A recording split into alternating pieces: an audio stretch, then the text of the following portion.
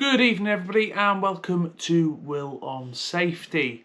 Today I thought I'd talk about, I haven't done this in a while, but I thought I'd talk about how to get into the health and safety industry, how to gain your qualifications and how to really gain that fundamental experience that a lot more employers should I say, are requiring from people. So let's talk about some of the qualifications you can start to look at to give you that baseline in health and safety before you go on to the higher qualifications of the NEBOSH General Certificate and NEBOSH Diploma, etc. So I guess the way I did it was I had a look at some of the IOSH qualifications initially. I did IOSH Risk Assessors course, IOSH Accident Investigation and Reporting, and then following that I did an IOSH Managing Safely, which gives you the sort of very basic fundamentals of health and safety in the workplace, and it's a good starting point. So once I'd done those initial qualifications, what I'd do now if I was trying to break into the industry, if I wasn't already working in it, is I would probably have a look in my current employment, talk to maybe the safety manager, talk to my managers, my line managers, and just see if I can get involved in things like safety committees to see if I can do some of the safety checks and balances, so checking first aid kits, fire extinguisher checks, helping write risk assessments, help write process procedures, that type of thing, because that's really going to give you a fundamental knowledge of what you're going to be required to do when you gain your NEBOSH certificate initially, and then get on into the workplace as a health and safety practitioner, advisor or coordinator level. So I'd start there first. I think I'd talk to my line managers. I would ask them probably, is there any opportunities to get involved with health and safety, and if there is, I would start to build my experience through doing that. It's always worth asking your employer if there's potential as part of your progression to put you on some training courses. So if that's the case, a NEBOSH General Certificate will be the next step. Okay, and that's really going to build that foundation knowledge that's going to be required for you to be able to start in those sort of safety advisor roles, trainee safety advisor roles, safety coordinator type roles. Okay, so gain your experience if you can in your workplace. If you can't, maybe try reaching out to some health and safety consultancies. That's what I did when I was still in the military. I reached out to some consultancies, and they were more than happy to take me on job sites, give me some of that exposure to different industries. So I came from a forces background, so I was quite good at process safety, explosive safety, that type of thing. But I hadn't really had a lot of exposure to construction. So I was lucky. I had some friends in the industry, one of which started me off by taking me onto construction sites as part of a house building firm, and I really at that stage got exposed to civil engineering, construction, excavations, a little bit of everything, which was great. He also put me in touch with a consultancy that then took me under their wing, just me going along, not being paid, just gaining experience, but onto bigger projects. So like building and fit outs of the superstores, that type of thing. So that's really how I built my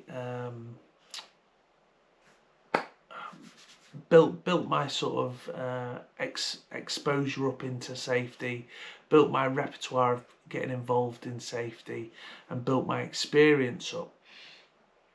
So it's no good just going out and getting the qualification. Obviously you need the qualification, but if that's all you've got without being able to show some real world experience, you're still going to struggle. So it's really important, regardless of if you do that before getting your qualification or after the qualification, that you put the hard yards in, get out on construction sites, get out in your own workplaces, office spaces, production halls, etc., and start working with those safety teams to really get the understanding you're going to need to take forward into any sort of safety role.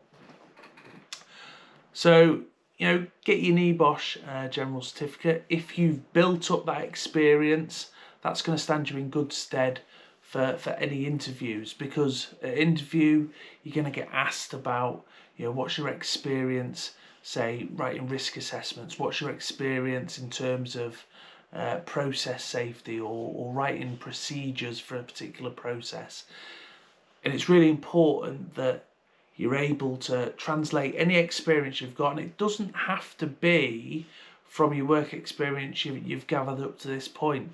You may well have experience through helping write risk assessments from when you were on the shop floor, or from when you were a soldier, an airman, a sailor, or whatever industry you've come from. If you really think about things, you do have that experience there, but it's being able to translate that into safety. So prepare for those interviews, gather all the experience you can, leading up to getting your qualifications and thereafter. And don't be afraid to say, I'm unsure, let me go away and find that out. As safety practitioners, we don't know everything. Safety is such a broad subject. Don't be afraid if you're a little bit out of your depth, especially when you're in your initial roles, to say that I'm a little bit out of my comfort zone with that. Search for guidance, speak to your peers, or even get third parties in to come and help you out with the things you're not so au fait on.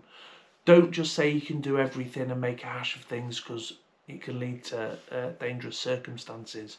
Just when you're applying for your first safety job as well, I think this is quite important. Think about where you're going to be comfortable. If you've come from an office environment, maybe apply for those sort of office-based roles initially, to get yourself comfortable working in a safety role. If you've come from construction, maybe look at those type of roles in the first instance, until you become comfortable and confident in those roles, and then you can expand your knowledge base. Okay, there's always new things to learn, new pieces of legislation coming out. There's always different courses you can go on if you want to go into a specific field, nuclear, pharmaceutical, maybe you want to work on coma sites, that type of thing. But build up slowly. Start off in the sort of realm where you're going to be comfortable in. That could be manufacturing, office-based, construction, whatever it might be. They tend to be the starting points for safety practitioners. But don't be afraid to ask for help. Don't be afraid to ask, can I get experience with the safety department? Worst case scenario, people are just going to say no. It doesn't matter. Put the hard yards in, get those asks out there, because ultimately somebody will say, yeah, I'd love to take you out. Is there a particular element you'd like to learn? If you've got a specific interest, learn all about it. A lot of safety is communication as well. So depending where you've come from, you're going to understand, especially if you stay in industries that you're comfortable with, you're going to understand, what that industry is about, what their challenges are, what people on the shop floor are struggling with. And then just be that safety person where you can champion those issues that you know about. You're not always going to be able to fix everything, but communication's key. good or bad. If you can sort something out, let people know. If you can't, let them know as well, and the reasons why. Explain everything. Ask lots of questions. There's no such thing as a silly question. But just to highlight, getting into the industry then, a few things you need to do. Gather that experience. Try and do it in the workplace you're already in at the moment. If you're not in a workplace, you've got a bit of free time on your hands, try and get some contacts in the industry. Get out, on the ground with safety professionals and learn from them. That's the first thing. Secondly, gain your qualifications. Start off with some of the IOSH qualifications to give you a very basic understanding, then move on to your NEBOSH quals. Starting off with the NEBOSH National Certificate or the NEBOSH International Certificate, depending on where you want to work. Okay. Thirdly, consolidate that experience, prepare for your interviews. Make sure you've got some real life scenarios you can use as examples. That'll be really good. And then hopefully your interviews go well and you have your start in the health and safety world. Once you're there, don't be afraid to ask questions. Don't be afraid to say when you're out of your depth. And health and safety, from my point of view, my peer group and things around me, it's quite a friendly industry. Other safety practitioners will always speak to you about safety, will always lend a guiding hand, or at least that's been my experience. So don't be scared of asking questions. Don't be scared of asking for help when you're in the role and you're a little bit out of your comfort zone. But I hope you found this video helpful. If you want me to concentrate on a specific element of getting into the industry, let me know in the comments below. But until next time, folks, remember, stay safe by choice and not by chance. Bye for now.